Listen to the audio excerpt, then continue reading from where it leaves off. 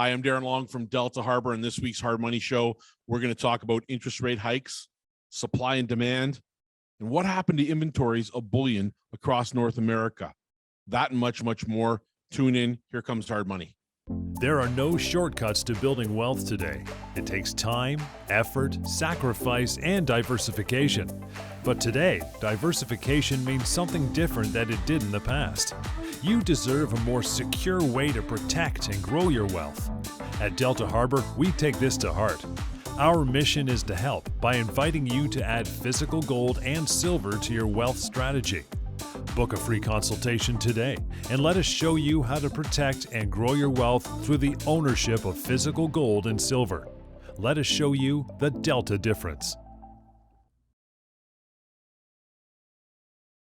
Hey, welcome everybody once again to the Hard Money Podcast. We are here for you, as always. Darren Long, ready to go. Delta Harbour, that is Delta Harbour, Harbour with a U, because this investment has been and always will be about you. If you have not explored the part of your portfolio which should contain, at this point, physical metals in the form of silver and gold mainly, right? That's what we focus on mainly. There is more, but that's a discussion can be had with Darren and his team at any time. It's 1-877-323-GOLD, 1-877-323-GOLD, and you're online, of course, so you can check them out on LinkedIn and Instagram and Facebook and Twitter. It's Delta Harbour with you in that regard. Lots of stuff on the show here for today, Darren, so let's kick some butt, shall we? To get started this week, let's not beat around the bush. It has not been a great week for pretty much the entire planet, but gold and silver as well, right? What do you say, pal? Well, first of all, let's welcome all the listeners and the new buyers, because it has been a big buying week. Good. And there is a lot of people to welcome now to the fold in Delta Harbour, but there's a lot to unpack here, John. And first off, there was a ton of news. Just like last week, we started the show with, there was a ton of news. This week, it seems the feeling that I get, John, is almost like one step forward, two steps back. I mean, the U.S., it boggles my mind. It's a trivial place. At the best of times, it's a place many people would love to go. Have a regular stay, become, involved in the culture and things. We've talked about this, many great, beautiful places down there. They make these asinine decisions and changes to their financial landscape and to their human rights landscapes. And you just second guess everything. And we're no better here in Canada. Sometimes we make hugely incredible mistakes when it comes to our finances. But as it relates to gold and silver, sure. This is a week in which I won't soon forget. On Thursday, we watched the Dow in the U.S. plunge over 3.5 or 3.25%, which is over 1,000 points. And in doing so, I mean, those kinds of slips on a day like that, and we're watching live as we tape this show on May the 6th, Friday, May the 6th. Those are scary days. We've come to expect 500-600 point swings, but when you see 1,000 point swings, then you're getting into new territory and you start wondering what the heck is happening down there. But we've packaged all this together, and as we've been discussing over the last few weeks, both silver and gold have been range bound in terms of their metal pricing. But this week in particular, although gold held its range at 1884, it had a lot of fluctuation during the week, a lot of buying on those dips that was occurring, which means more eyes are watching, John, just way more eyes. Our site traffic way up. We had big jumps in site traffic, big sites and big jumps in social interaction with Delta Harbour. And so we see it. We see that people are watching, more and more people are watching. And that includes non-gold and silver investors, people who are just starting to research this realm. So we want to get everybody into the fold, and we want them to do it as quickly as possible. But silver is my ultimate bargain basement item this week. And I'm going to tell you, John, it's like walking into the supermarket, and let's say, I haven't been there to shop in a while, and I've been doing my shopping online, which always seems to be more expensive, of course, for that premium. I walk into the supermarket. I like tuna, and I go up to that premium tuna can, which usually costs about $3.50 a can, and it's selling for $2.50 a can. Do I buy one can? Of course not. I buy 5 or 6 because it's on sale. It's a bargain. Same thing with silver right now, hovering in the 22.50 range. Last week we said we were surprised to see it drop below 24. I'm astounded to see that it dropped below 23 to 22.50. And again, it's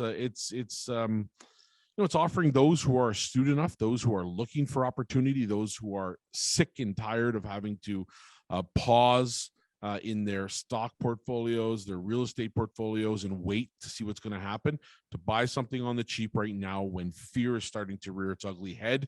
Yeah. That's when we get greedy. And for right now, I want to say silver is that exact one to do. Both represent good value this week. And I mean, if you think about it from just a layman's perspective, an ounce of silver right now, John, costs less than a third of an average tank of gas, Yeah, no less than a kidding. case of beer. It's less than a single 2x4, for God's sakes, in many regions. And I'm not sure, relatively speaking, I've ever seen the price of silver be so affordable and so cheap relative to everything else, especially when we're in the midst of seeing prices go higher on almost every single commodity on the face of the earth. So it's only a matter of time before this happens, gold and silver. I'd like our listeners to be part of that. I like them to get in ahead of that happening, to be astute, to do something when nobody else is doing it and thinking about it. Although I will say there is an increase in demand, definitely more people right now looking for it. So we are watching, and we're excited to have new people come aboard. So welcome to those new investors and people watching. Delta Harbour is happy to have you. Well, you mentioned demand, and over the last few weeks, maybe even months, you've been talking about demand for physical versus paper price and how out of whack it is. Now, before we started today's show, you mentioned you have actively been growing your supply chain and storage options, which is good. So tell us about the situation and what changes have occurred and what's coming with Delta as well, pal. Well, we've been forced, because of demand and because of the change in the way mainstream has gotten a hold of this. And let's set the tone. If we look at all globally managed assets across the face of the earth, prior to COVID, we would say that there was demand for gold and silver of about, give or take, between 1% to 2%. So all globally managed assets, of that, there's exposure to gold and silver about 1% to 2%. That includes paper and physical. Right. And as we've gone through COVID since 2020 and on to now, 2022, that demand has probably shot from, I would say, somewhere around 1% to 2% up to between 2% and 4%. Now, that's not a big swing by any standards, but when you apply that to the logic of what's available, and you realize that in the paper realm, when people think they're investing in gold and silver, really they're just investing in IOUs and promises, and that at the end of the day, their actual gold or silver isn't there, more than likely. And this has been proven time and time again. When you apply that to the normal realm, the situation is getting very critical. And so we've been faced with the challenge in this industry, especially in Canada, with the big boom that we've had in demand, to compensate and to come and bring other options online. And we've brought on a new major supplier of bullion in Canada to our company, which is to be added to our existing two main suppliers. Awesome. Already in place in this country. And we've made it possible now to really ramp up our inventory in a much speedier fashion, as well as to make incredible changes to what will in particular gets me very excited, the registered accounts, which we'll talk about a little bit later. And if you look at availability as of late, John, what people have been finding is that pretty much everywhere you go in Canada, there is a delay. So if you're buying anything sizable, more than a couple of coins or bars, you are having some type of delay. Could be 3, could be 5, could be 10, could be 30 days for the product to be delivered. In some cases, with a 1 ounce silver maple leaf coins, that delay has become as much as 30 days plus. And that is because the mint is at full capacity. They cannot ramp up to meet this demand challenge. So we are faced with way higher demand in the country and abroad, more people wanting Canadian products. So we've brought on a couple of different suppliers, and we've increased the amount of product types that we've brought on. And really, this is very, very exciting, because in doing so, John, what has typically been the only single option for storage that we've had in Canada, which is here just outside of Toronto, Mississauga, is now twofold. We've added Calgary as well. So we now have the ability to store product in Calgary, and this gives us some exposure to the Western clientele. So we are excited to get up our travel schedule and to be out there to meet with our Western clientele. And that gives us a huge leg up on competitors and being able to be flexible. And we've added that to our list of already stable jurisdictions around the world where we do offer storage. And we'll explain more of that when you come to the website or take a look at our storage option. But on the Mint's program in particular. We know Canadians love Royal Canadian Mint product. Good luck.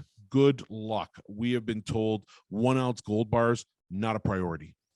So right now we're faced with the challenge of getting a replacement for that 1 ounce gold bar while we wait for that inventory to ramp up. And we've done so. So people can still buy the Royal Canadian Mint product, but they are going to be on delay and have to wait a little bit longer. They have other options. Our website now shows PAMP product. We'll be bringing on other 1 ounce gold bar options, all the same product, vacuum sealed, serial numbers with a say, and in terms of purity, 4.9's purity. And ultimately, we're very excited because, John, this is meeting a much bigger demand. So again, when I think ahead to what a year from now holds, maybe 2 years, what happens when the demand for silver gold rises to 5% or 6%, which is relatively small in the grand scheme of things? What does the industry do then? Then we know the challenge of trying to keep that price of gold and silver down, which is a challenge that's been taken to task by the U.S. banking system and the world cabal when it comes to making sure that the U.S. dollar is supreme. That gets more difficult by the month, by the day, by the hour, by the minute. And that challenge for you as an investor to get involved in these markets and to hold an asset like gold and silver, which gives you a multitude of benefits, not just the gain that you might get on your investment, but the ability to hold a real tangible asset in your hands or store it with us, and also to be able to put it into a registered account to take advantage of those options. It really grows and it becomes a very dramatic part of what we think is a fully diversified, fully well-rounded wealth strategy moving forward. Well, you guys have always been, ahead of the curve, to use a tired term, but it's true. And you've always been able to pivot in the industry. And you mentioned next year and going on in the future. Where do you see in terms of demand, and how will the industry keep up? I know you guys will be in lockstep with that, but what do you think is going to happen overall with the industry? Well, I think the industry is going to be faced with the same challenges we are. I mean, you're not going to see, first off, new dealers cropping up. It's not a game that a new company can get into unless you've had years of experience in the bullion industry. Relationships are very, very fickle, and quite frankly, a lot of the supply chains in the industry are, they're not traditional. They don't act the same way. Their customer service isn't the same way as what you would find in other retail manufacturing scenarios or situations or other spaces in different industries. In ours, it's all about who you know, how long you've been in the industry, and what you can do for them. And so that challenge is faced by us every day. So you need to be a bigger company with a deeper pocket in order to participate. And when we've been faced with that challenge, we've had to take on new product, which we've done to facilitate this growing demand. All of the new product is LBMA certified product, of course, and which eliminates the worry of liquidity. And when you look at it, John, one of the big concerns we have right now is that, prior to COVID, in the last decade or two, we had a buy-sell ratio. When we first started the industry, it was almost 50%, 50-50. So 1-to-1. So for every ounce we bought, we were selling an ounce. For every ounce we sold, we were buying an ounce. And that ratio quickly became about 5-to-1. So we were selling 5 ounces and buying back 1 ounce. And then it became 10-to-1. And then as just a few years ago, 2019, it was around 30-to-1. Now it's around 300-to-1. Wow. So for every 300 ounces that somebody's buying from us, we're buying only 1 ounce back from somebody else. Nobody's selling. So there is no flow through. I mean, case in point, on our new supplier, they give us inventory updates. And of course, we want the wholesale material so we can bring it to our clients at the best price possible.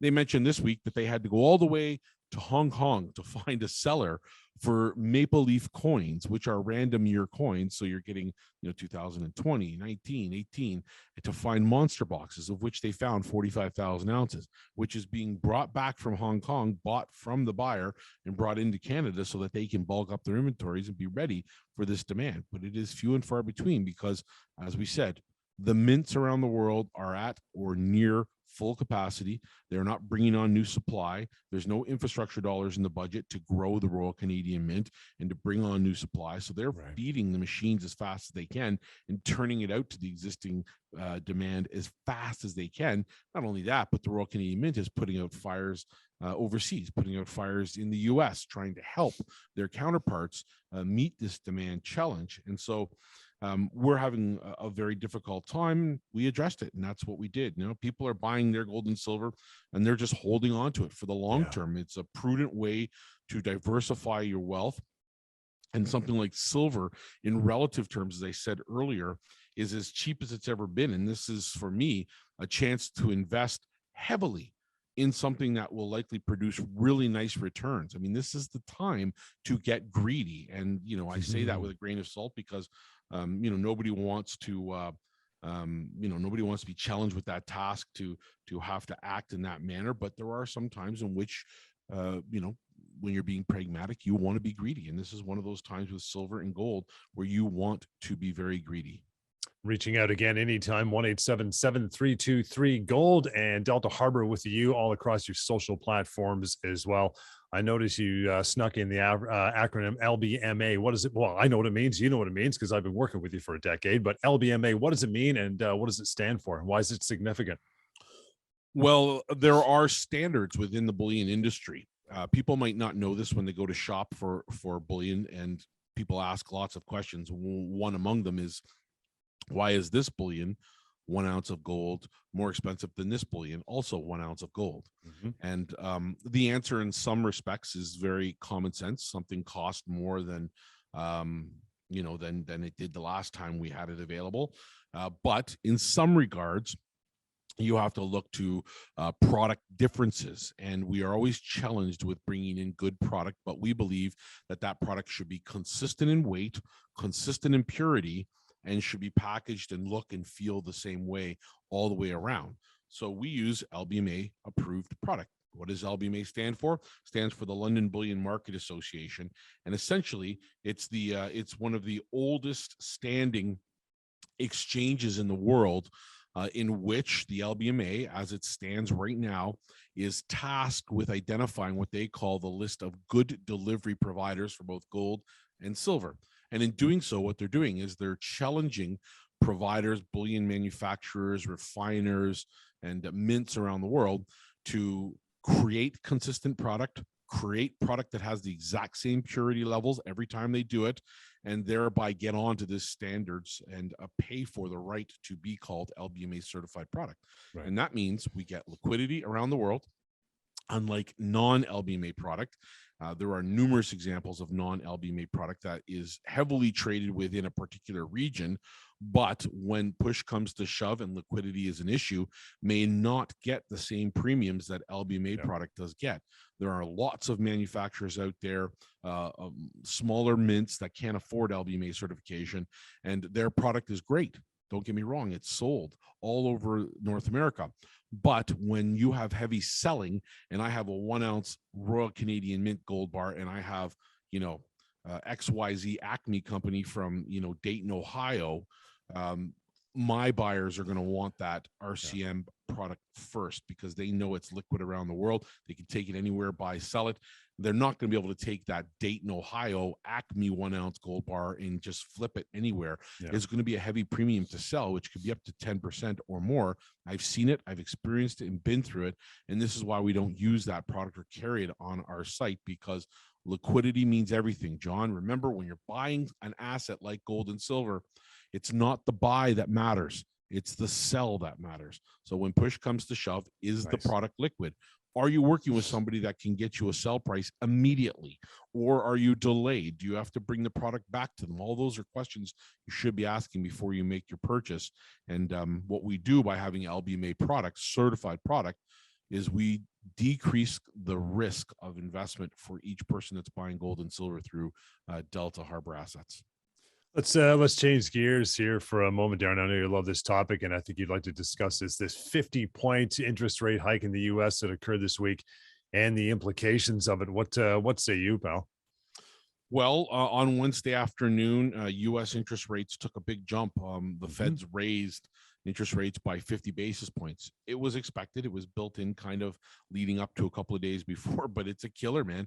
They're late. They're late, like we are in Canada, to dealing and combating this threat of inflation. They left these interest rates too low for too long, and it's historical. They haven't had a 50 basis point increase in interest rates in 2 decades, close to, and it'll be the first of 2 or 3 such moves. And Canada goes again on June the 1st. So again, we expect the same thing here, another half point raise, if not more. Both central banks are expected to be continuing their steady tightening programs over the course of this year and next. And in addition, the banks, basically central banks in Canada and the U.S., have stopped buying bonds and will be letting existing debt mature or be sold, and that's what we call in the industry let it roll off the balance sheet, and that increases yield, which we've seen, right? So in fact, the benchmark U.S. 20-year Treasury hit 3% this week, and that's a huge deal. It's massive, because you have to be concerned about the amount of interest you're paying on something long term. So if you still want buyers to buy your debt and interest rates keep going higher, that's detrimental to an economy, because eventually you won't be able to pay for that. But because it's why, it's something that's a natural occurrence, it's sent mortgage rates in the U.S. to 5% plus. And of course, we have to recognize the difference between the U.S. market and here. They can buy 30-year mortgages, right? And secure a rate and refinance without penalty on those mortgages. Here, we have to play the game of mortgage roulette every 5 years. Will the rates be higher? Will they be lower? And, in addition to that, the world's largest economic market in the U.S. is not happy about this 50 basis point rise. As we said earlier in the show, the Dow dumped 1,000+ points yesterday, which is 3.25% drop, which is, it blew everyone away, but I mean, it's to be expected. This is the moment where we are going to see the collapse in the short term, medium term of markets, because it costs more to play the game.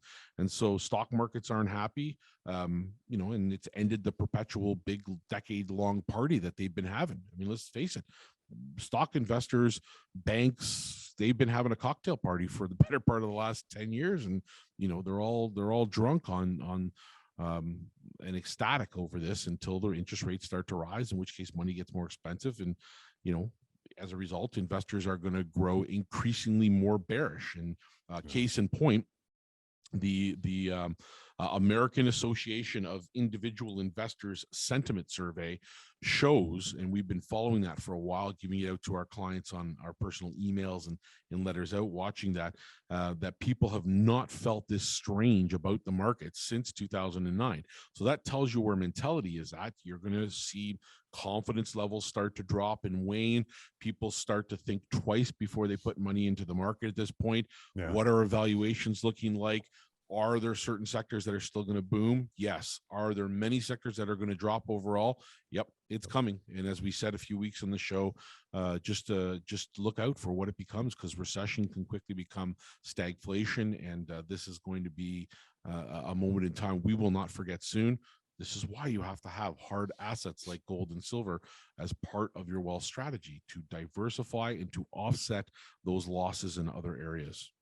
I suspect many analysts or even investors, Darren, that have a voice are saying this is an opportunity to pick up something cheap, right? Or at least it will be possible till that recession kicks in. And it will be, John. I think that when we're in the throes of a recession or whatever we're going to experience, we know we've talked about stagflation and the fears of that, but there will be proper opportunities, especially in traditional markets. We know stocks can take a break. They can retract. Stock markets always come back. They always bounce back and go higher. They have, at least historically. But when you have your powder dry and you take your profit off the table, you want to make sure that your wealth strategy includes something to diversify it during the unknown times. So uncertain times, gold, silver, right? And I will admit, many analysts right now, just like they said in 2007, expect a very bright future. You won't hear them say it's negative right now, nor will you hear them really use the term recession, although it is definitely coming to fruition. We're seeing all of the warning signs there. And again, we said many weeks back that this won't be a traditional recession, and it could be followed by a period of stagflation, which is the worst thing of all. But it will be and bring about buying signals for traditional markets. In fact, if you look at the big banks, JP Morgan Chase analysts just said it's one reason, and I quote, that the market should rebound. And what they're saying is that this claim is predicated on the fact that they believe the Putin mentality, which is leading to the Ukraine-Russia war, COVID in China, and the wonkiness of supply chains, that will have dented but not derailed the economy. And we know better, John. I mean, we've been through this before. The same thing applies. In other words, be greedy when people are fearful, and be fearful when people are greedy. Right now, people have been astronomically greedy, exuberance through the roof. Look at the valuations of companies. Some are worth it, most are not. And these are historically high valuations in the traditional markets. Look at housing. I mean, ridiculous pricing. I mean, gosh, we know, yet we still buy. We know that going to buy that second or third home to speculate, we already know the prices are at or near the top. And we're going to talk in a minute about them falling, in fact. But this is not the time to be greedy. This is the time to be fearful, because we're at the very top of the market. So what do? You look for assets that are counterintuitive to add to your portfolio. Where do you be greedy? In places where you should be greedy. Silver. It's the most undervalued asset on the face of the earth, right? I don't care who you talk to. I don't care who's sitting in front of me. I don't care what silver expert, what analyst, what economic analyst is out there, based on what its demand is, what its future demand will be, and what the asset is worth today.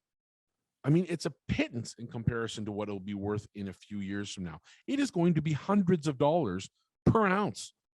And that is coming sooner rather than later. And for those that, wonder, is this the right time to buy?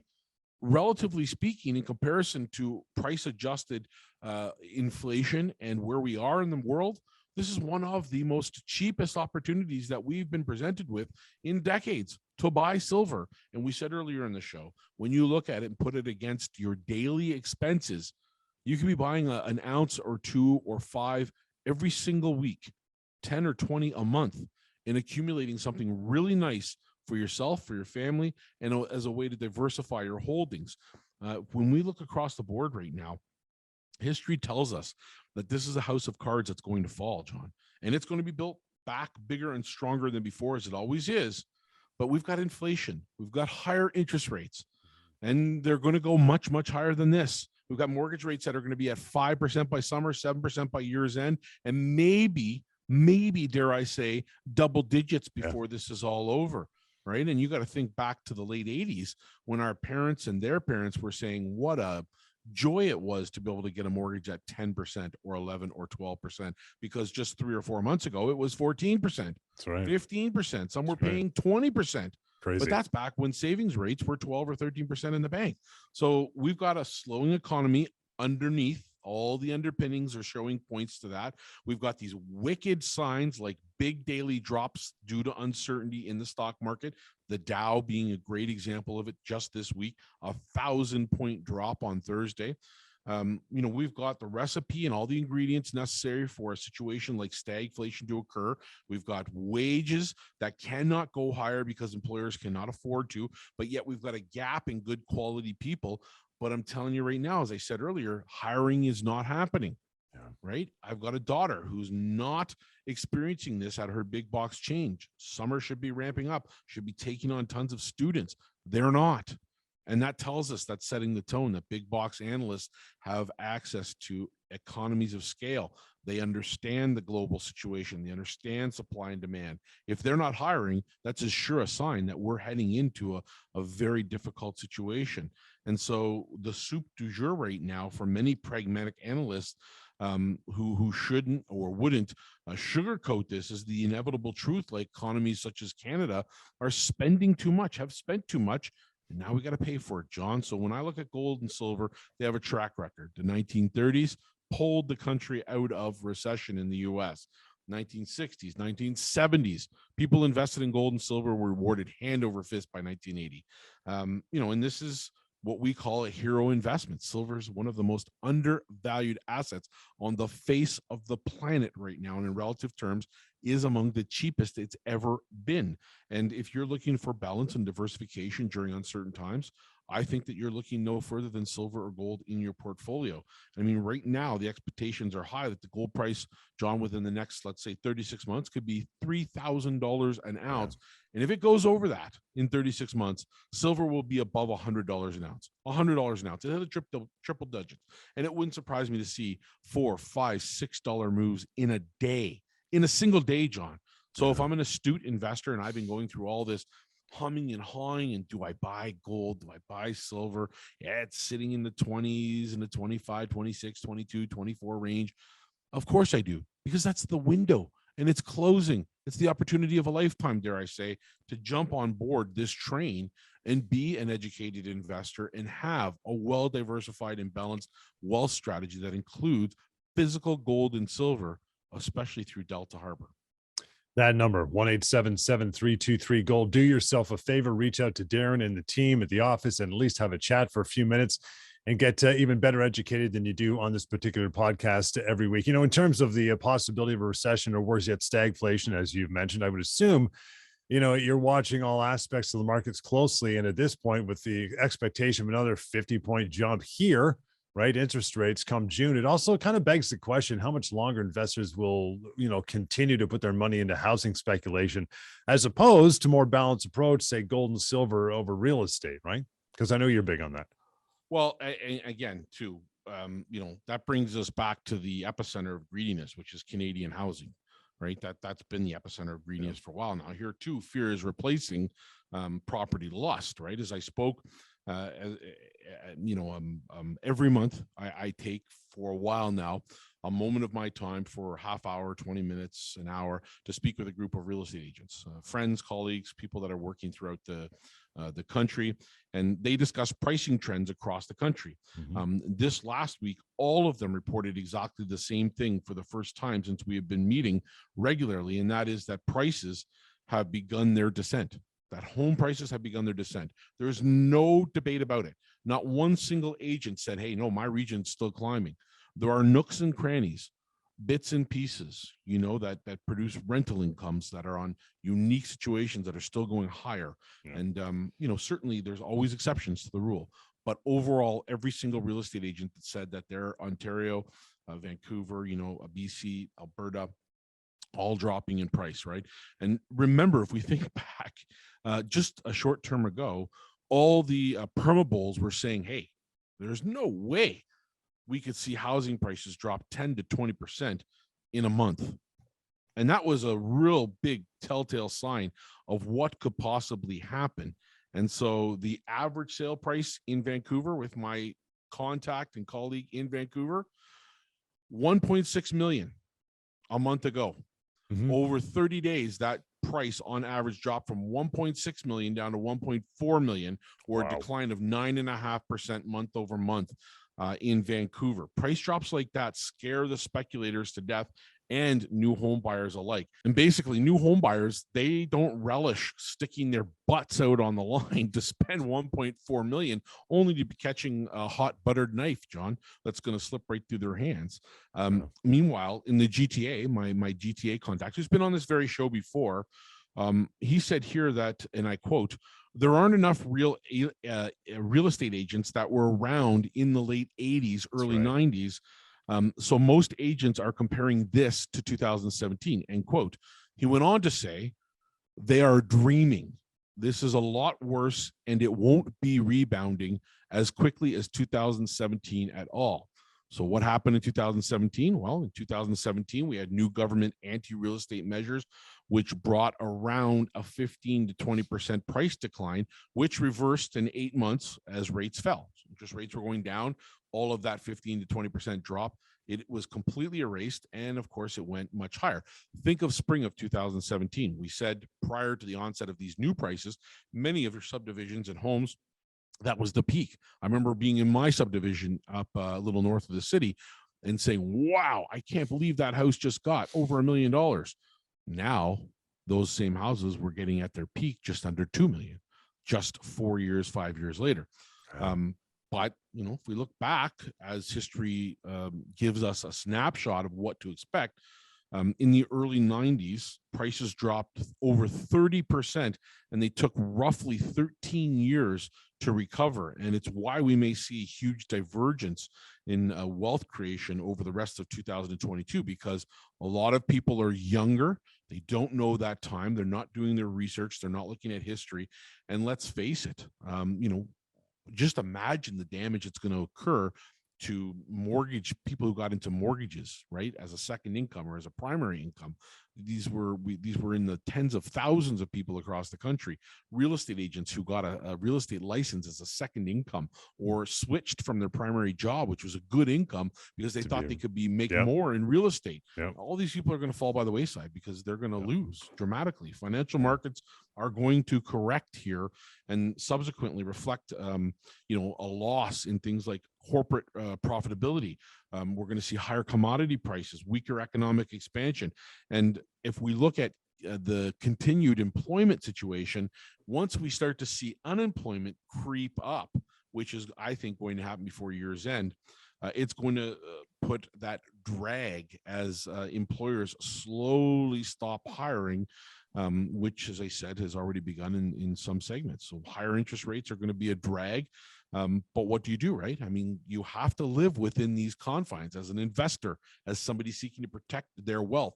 You have to live within these confines.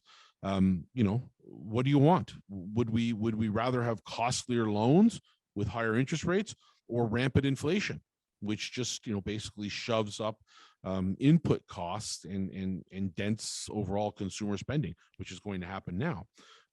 You got to watch assets like gold and silver, because that's where it's at. If I'm an astute investor right now, I'm looking at what nobody else is paying attention to. In our world, yes, demand is creeping up, but what we know is that we can't meet that demand going forward. So if I can get my silver now at $22, $22.50 an ounce, I'm going to be extremely happy when I see it hit 30 or 40 and maybe get those significant big runs that we're anticipating will happen. Dare I say, John, that this is a once in a lifetime opportunity. Yeah, if you take it back to what you were saying with real estate, scary stuff. I know you and I read this week that properties in Pickering, Ontario, which is not a major metropolis, or Rosedale, or higher Pulse Road. I mean, dropping almost 100,000 per month in the last 2 months for the average home. That is a massive chunk of change. These are not $10 million houses we're talking here. This is Pickering. This is Pickering, Ontario, and again, beautiful spot to go. Beautiful spot to start a family over the last decade. And this, again, the Ajax, Whitby, Oshawa, all into that whole region. And yes, as I read correctly, they've experienced an average drop of 100,000 on their average home price over the last 2 months. The month of March and the month of April, on average, $100,000 down. So fear of overpaying is already set in regions like that. North of the city, we're seeing the same thing. And that's exactly what's happening. This is not made up at all. This is all the truth, John. And it's happening right beneath our feet. And if you just take a look at your real estate programs, open up your MLS listings, whatever you prefer to use, Realtors or House Sigma or any of them, open them up and look at the number of listings. Just look to your town, look to your area. It's way higher than what it was last spring. People are gasping for that last penny and now realizing, hey, I bought something late last year thinking by this spring it's going to be a hot market. I paid 1.7. They're lucky if they're going to be able to get 1.5 for it right now, 1.6. So again, this is already setting in, and the amount of offerings are ballooning everywhere, just 20 to 30% more month over month than last year. And that means buyers have choices, John, when you consider all the stats. I talked to a colleague, for example, a client of ours who is a home speculator. Primary income is home speculation. He has a portfolio in gold and silver, used to own a print shop in Collingwood, started buying townhouses as rental units and as flips. And he had his first major experience right now. He's live. He's in the midst of it. He's had a townhouse on the market with 0 offers in the first 20 days of sale. Come on. Not a single offer. So he went to the agent and, he has his license. He went to his agent, said, hey, what gives? What's going on? and found out that there were a number of townhouses that have been relisted under new agents very quickly to cover up prices, to hide the fact that they're not selling, that multiple offers are not coming in on these. And that's the peripheral, right? When we look at that, that's the outside spots. Collingwood, which a year ago was thought to be the new cottage area for many. Get up there, experience the Collingwood vibe, experience being close to the bay, Blue Mountain, the village, the whole 9 yards. It's not looking so rosy right now, not at those prices. And again, that is going to promote more fear of overpaying, which means you are going to be getting deals. So be paying attention. And remember, when the prices start to slide, that's when you get greedy. That's when you say to yourself, am I getting a good bargain in comparison to the peak? Watch that peak. We expect home prices to be dropping 20 to 30% minimum. So that's what we're expecting. That's what we think is going to happen. And you got to pivot, right? What's the next big thing? Not cryptos. Right? Look across the board at cryptos, down anywhere from 10 to 40, 50% this year on all the majors. I track them all. I know all of them. And they're not doing anything in this time. Stock markets, nope, they're not growing anymore. You're not going to see the stock market double from here.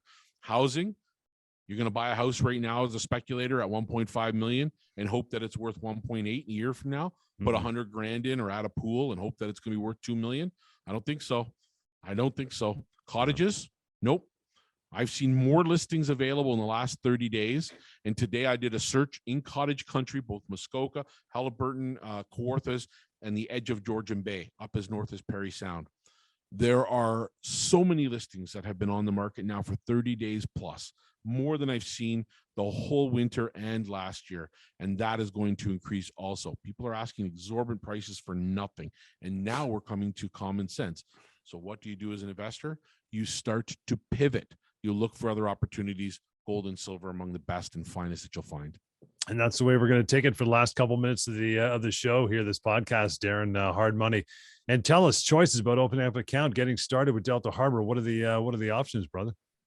Well, it's very simple, John. As I say every week, start with the website. Yep. Right. It avoids the notion that you have to have an uncomfortable call. Nobody's going to tackle you or twist your arm. Just start with the website. Look through the information. There's a ton of it there. We can get you updated on why gold, why silver. We can get you updated on all the accounts. We can go to the frequently asked questions and you can take a peek at those and find out what the most commonly asked questions are and their answers. You can look at the various account types and products that can go in those accounts, and you can do a little bit of shopping online, direct home shopping, right? Pick up a few $1,000s worth of bullion. Maybe you want to make a larger purchase. You can do that as well. And we can send it directly to you, tracking, it's insured, and it'll come right to your door, business or home. And if we can get it there, we will. If not, comes to the closest center. You can pick it up from there for those folks that are in the rural areas listening and concerned about getting it to their house. In addition to that, you have the option to store. We have vaults across the country, across North America, safe jurisdictions all over the world. We can teach you how to set up your storage in other parts of the world. If you have family there, maybe you want to utilize that type of storage as an asset that can be utilized down the road for those family members. We can give them access to the vault that they can go in and see the product here at home. You, in addition to storage, have the option of putting it into a registered account. As I said earlier, we are ecstatic to announce our inventory woes on registered accounts may be coming to an end. We've picked up a new supplier who seems to be able to put a lot more bullion into our registered accounts. Very excited. We did a test run this week on product that we haven't been able to get for about 5-6 months. Boom. Got it in there, got it delivered in with our inventory reports. Client is ecstatic. They've got their gold and silver, and this is something that's been definitely a concern for us in terms of supply. So we fixed that problem, and now registered accounts is an option. You can put it into a TFSA. You can put it into an RSP. Yeah. You can put it in and set up something for your kids, an RESP, right? Gold and silver have averaged 9% plus since 2000. Despite the fact that some years are winners and a few are losers, of course, it's averaged 9% plus per year, every year. Imagine what that means to your future ability to pay for school for your daughter or your son, or plural, all of the kids. Mhm. That is an option that I utilize. I'm comfortable with it. I can talk about it, love talking about it, but it doesn't get used often enough. But registered accounts is an option. And then, John, one that we never discuss enough, never spend enough time on, is the bulk bullion account. Yeah. So for investors that want to invest in silver and gold, but may not want to pay a premium to buy a coin or a bar, the price of silver is at $22.50, and they don't want to pay $28 to buy the bar and wait for the price of silver to go up past there. If they're more speculative, perhaps they can buy this bulk bullion account, get bulk bullion prices, which means they don't have to declare a bar. They get 1-to-1 ounce holdings that are audited, in which they get an inventory, a dashboard, can log in and see what their holdings are, and their collateral, the gold and silver itself, can be used as a collateral loan facility, which means they can get up to 80% additional financing, which means you can get up to 2 to 3 times more product than you would have got. You're going to buy 1,000 ounces of silver. Now you have the option to take up to 3,000 ounces. You were thinking of buying 20 ounces of gold. Now you've got the option to take up to 60 ounces of gold with the same money. And again, this is an option that you're not obligated to use, but is there for the taking if you wish to give it a try. That's the bulk bullion account. Keeps your cost way down. It's something that you can log into as a dashboard and see and hold and make changes to. Its liquidity is world-class all over, and that bulk bullion account by far is our most flexible account available today. I highly recommend that if you are considering any account, you look at that account and rule it out before you decide on any other one first. That bulk bullion account is available on our site, and you just have to go to that site. Or, John, of course, the old school way, we love being on the phone. The phone's been ringing while we've been taping today. I've been forwarding the calls and stuff as we've been online here. And it's always great to talk to people and meet them face to face, Zoom, conference, come to the office. Let's get back to that old school approach, which is get on the phone and talk and have a good conversation about a wealth strategy and how to diversify your wealth using gold and silver through Delta Harbour. And that is the way we wrap it up for another show. Yeah, reach out for sure. If you didn't learn enough on the show today on this podcast, you can tune into past ones as well online. It is deltaharbor.com and youtube.com/Delta Harbor. Same goes for Instagram and Facebook and Twitter. And as Darren mentioned, just have a phone call once you've done the research online on the website. And that is simply 1-877-323-GOLD. How about that? 1-877-323-GOLD. So do your research, and we'll follow up again on the next podcast. Hard Money will continue next time, and we'll see you then.